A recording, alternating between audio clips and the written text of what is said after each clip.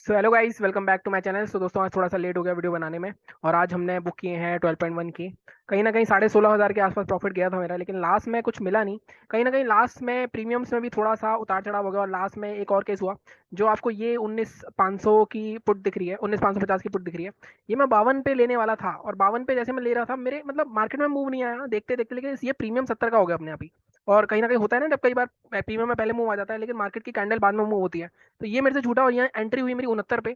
69 पे एंट्री के 72-73 पर ही मेरे को बुक करना पड़ा है, अदरवाइज यहीं पर ये जो, और मेरी आई थिंक 800 क्वांटिटी थी, और लास्ट में ट्रेड मिल जाता, तो आई थिंक 20,000 का क्रॉस हो जाता हमारा टारगेट। और मेरा नॉर्मल एक्सपायरीज का, जैसे फिर निफ्टी की एक्सपायरी थी, 20,000 का टारगेट ही रहता है। लेकिन कहीं ना कहीं वो टारगेट मिस हुआ। लेकिन जैसा मैंने आपको बताया था कि अब मैं 10,000 प्लस का भी टारगेट होगा तो उसको 10,000 से नीचे नहीं जाने दूंगा, क्योंकि नॉर्मली मेरे साथ 2 दिन ऐसा हुआ है इस महीने में कि मैं एक बार तो 18,000 के प्रॉफिट में था, एक बार कुछ 10,500 के प्रॉफिट में था। उन दोनों दिन मैंने लॉस में बुक करे थे, क्योंकि कहीं ना कहीं मैं उसको 20,000 बनाना चाह रहा था, और उस वजह से ओवर ट्रेडिंग हुई और लॉस हुआ।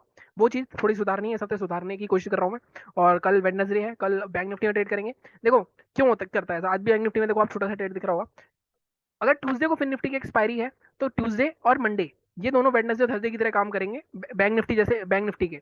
और बैंक निफ्टी में वेडनेसडे थर्सडे एक्सपायरी है, तो वहाँ पे प्रीमियम में अच्छी तरह मूव आएगा, क्योंकि वहाँ पे क्योंकि एक्सपायरी के नजदीक है, कोई डीके नहीं होगा, मतलब डीके होता है लेकिन वहाँ पे मूव भी दे जाएगा, क्योंकि वहाँ पे क्लोज टू एक्सपायरी है। तो ये सिंपल सा लॉजिक होता है, इसलिए मैंने कोशिश करी मंडे ट्यूसडे फिर निफ्टी। हालांकि मंडे को बैंक निफ्टी भी ट्रेड कर लेता हूँ मैं, और Wednesday Thursday bank Nifty trade करना ज्यादा प्रेफर रहेगा। फ्राइडे को ट्रेड ना करना ही प्रेफर रहता है मेरे लिए तो।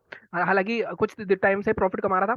लास्ट फ्राइडे का आपने देखा होगा, 13,000 के प्रॉफिट में थे, लास्ट में अल्टीमेटली 14,000 के लॉस में निकले हैं। तो वो चीज़ भी एक होती है, तो ये चीज़ें नहीं करनी। इसलिए आपको पता होना चाहिए आपके कौन से दिन है। अब बात करते हैं मार्केट की, कि मार्केट में क्या हुआ था आज। आज हमने क्या बात करी थी, कल पहले बैंक निफ्टी की बात कर लेते हैं। मार्केट ऑलमोस्ट बहुत गंदी मार्केट थी।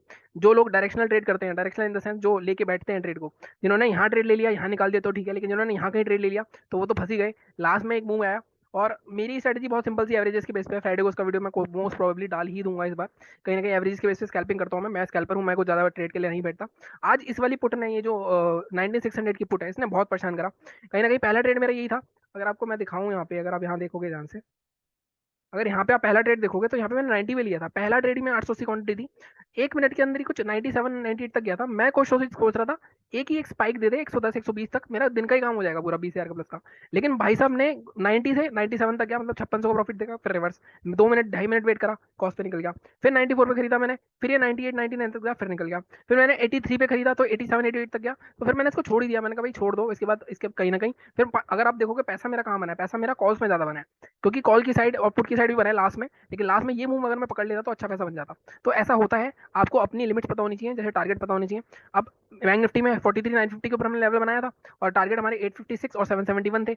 अब देखो 856 पहले 5 मिनट की कैंडल में ही आ गया। नॉर्मली यहाँ ट्रेड करने के लिए मना करता हूँ मैं आपको, लेकिन इतनी जल्दी ये सब हुआ। यहाँ पे मार्केट निकल गया, 856 पहला टारगेट आया, इसके बाद यहाँ पे हैमर बनाई मार्केट ने, और यहाँ से रिवर्सल हो गया। जिसने यहाँ पहले टारगेट में थोड़ा प्रॉफिट बुक कर लिया होगा, वो कॉस्ट टू कॉस्ट निकला होगा, अदरवाइज ऐसे हिट करवाया होगा आपने। इसमें आज दोबारा इस लेवल के आसपास आया, तो कहीं ना कहीं मार्केट ऊपर के लेवल पे सस्टेन नहीं हो रहा था, ये हमें बहुत इजीली दिख रहा है। ठीक है, निफ्टी की बात करते हैं। निफ्टी में भी देखते हैं कि निफ्टी में क्या हुआ है। निफ्टी में भी देखो लेवल हमारा निफ्टी में चला है 18,332 के नीचे सेल करना था, कंसोलिडेट के बाद ब्रेकआउट हुआ है। 18,332 से टारगेट 275 था, पहला टारगेट आया, लेकिन लास्ट में हुआ है ये भी 2.25 के आसपास हुआ है। ट्रेड लिया जा सकता था, फिर निफ्टी की एक्सपायरी थी, तो ये आपको एक ट्रेड मिला होगा कहीं ना कहीं। तो आपको लेवल्स पे भी काम करता है। फिर निफ्टी में भी देखो, अगर आप देखोगे ध्यान से, लेवल ने काम किया फिर निफ्टी में भी। फिर निफ्टी के मैंने आपको बताया था 19,490 के नीचे सेल करना है। पहली बार सेल करा आपने, बहुत बड़ी कैंडल ऑलरेडी बन गई थी, यहाँ करना नहीं था। दूसरी बार यहाँ पे आया लेकिन लो नहीं ब्रेक हुआ। तीसरी बार यहाँ पे क्लोजिंग नहीं आई, यहाँ पे क्लोजिंग आई तो इसका लो यहाँ ब्रेक हुआ। तो यहाँ पे ट्रेड करते तो यहाँ पे भी 434 383 ऑलमोस्ट दोनों टारगेट आए हैं। तो आपको पेशेंटली बैठना है। अगर आप स्कैल्पर नहीं हो, स्कैल्पर हो तो आप नॉर्मली इस एवरेज से टकराया, यहीं पे आपने ट्रेड ले लिया और 10-15 पॉइंट लिए, बुक करे, ऐसे ही करता हूँ मैं। और ये मेरा स्टाइल है, हर किसी का अपना स्टाइल होता है, वो आपको फॉलो करना पड़ेगा। ठीक है, अब बैंक निफ्टी की बात करते हैं। सबसे पहले डेली चार्ट पे चलते हैं। अब मैं एवरेज अभी हटा देता हूँ, एवरेज की जरूरत नहीं है। एवरेज में मार्केट में जब ट्रेड कर रहा होता हूँ तभी जरूरत होती है मेरे को, उससे ज्यादा नहीं होती। अब यहाँ पे अगर आप सबको डिलीट करते हैं और डेली चार्ट पे अगर देखते हैं, तो डेली चार्ट पे अगेन आपको एक चीज दिख रही है कि ऑल टाइम हाई के आसपास है मार्केट। और ऑल टाइम हाई के आसपास से ही मार्केट ने 10 पैसे के गैप छोड़ के अपना वहां से गिरना स्टार्ट हो गया मार्केट। तो अब यहाँ पे देखो, काफी लोग सोच रहे होंगे यहाँ से शॉर्ट कर देते हैं। देखो यहाँ पे कोई पैटर्न नहीं बना है, मार्केट नीचे आने को कहाँ आ सकता है। मार्केट ने जहां ब्रेकआउट करा है उसका रिटेस्ट करने आ सकता है, यहाँ तक आ सकता है। यहाँ पे ऑलरेडी ऑलरेडी आ गया है। अब मार्केट यहाँ पे क्या क्या कर सकता है, मार्केट यहाँ पे अब थोड़ा सा हो सकता है कंसोलिडेट करे और फिर ब्रेकआउट करे। हो सकता है ये, हो सकता है मार्केट यहाँ से 1-2 दिन ऐसे ऊपर जाए और फिर मार्केट यहाँ से एम पैटर्न बना दे, ये भी हो सकता है। और ये भी हो सकता है कि कल ही मार्केट, अब मैं ग्लोबल मार्केट्स भी खोल लेता हूँ कि कल का क्या सिचुएशन दिख रही है वहाँ पे। और ये भी हो सकता है कि कल ही मार्केट यहाँ पे ब्रेकआउट दे दे, तो कुछ भी सिनेरियो है। बट मुझे ऐसा लगता है अगर ये ऊपर जाना है एक्सपायरी पे एक शॉक कर सकता है लोगों को, और एक्सपायरी तगड़ी हो सकती है। और एक्सपायरी पे अगर ये लेवल कहीं ब्रेक हो गया 43,770 नीचे, तो आपको नीचे दोबारा से एक बड़े 300-400 पॉइंट का फॉल दिख सकता है। ठीक है, अभी के लिए हम क्या करते हैं, अभी के लिए हम आज का लो मार्क करते हैं पहले। स्पेसिफिक लेवल अभी हम 15 मिनट के चार्ट पे जाके देखेंगे। आज का लो है हमारा 800 के आसपास का, और 153 के आसपास का हमारा हाई है। 15 मिनट के चार्ट पे चल के देखते हैं यहाँ पे हमें क्या लेवल देखने को मिल सकते हैं। तो आप देखो ये ठीक है हमारा सेलिंग का, अब सेलिंग का लेवल मैं, लेकिन मैं यहाँ पे नहीं लूंगा। सेलिंग में लूंगा 43,770 के नीचे, इसके नीचे सेल करेंगे। टारगेट फर्स्ट ये वाला जो ब्रेकआउट है यहाँ तक करेगा 630 तक का, या आज का लो मान लेते हैं 645 तक का। दूसरा टारगेट अगर ये ब्रेक होता है तो ये वाली रेंज तक का, यहाँ तक करेगा 512 या 550। अब यहाँ पे मैं आपको हमेशा बताता हूँ साइकोलॉजिकल लेवल के आसपास, 550 के आसपास, 550 से 450 एक वॉलेटिलिटी जोन बन जाता है, तो वहाँ पे आधा प्रॉफिट जरूर बुक करना। बाइंग अगर मार्केट 40 पर 153 के ऊपर निकलता है, देखो जब ये ऑल टाइम हाई के आसपास होता है ना, मार्केट ऊपर दिखाता है आपको कि निकल रहा है निकल रहा है निकल रहा है, तो यहाँ पे अब 15 मिनट की कैंडल जब तक क्लोज ना हो तब तक कल बाय मत करना। टारगेट यहाँ पे हमारे पास 44,500 तक 440 तक निकल सकते हैं, लेकिन ये एक ही मूव में आएगा ये नहीं हो सकता। तो 153 के ऊपर, जैसे मैं हमेशा बताता हूँ 100-150 पॉइंट का ब्लॉक बनाओ, 250 या 280 तक का पहला टारगेट, 400 तक का दूसरा टारगेट, इस तरह से चल सकते हो। गैप अप गैप डाउन तो कुछ हो रहा है, देख लेते हैं। डाउ जोन 200 पॉइंट डाउन है, निफ्टी 18,309। तो ऑलमोस्ट अगर आप देखोगे यहाँ पे निफ्टी कहाँ चल रहा है, मतलब ऑलमोस्ट वहाँ पे फ्लैट ही है मार्केट निफ्टी। अगर निफ्टी की बात करें आज, तो निफ्टी में भी सबसे पहले डिलीट कर देते हैं इसको, डेली चार्ट पे चलते हैं।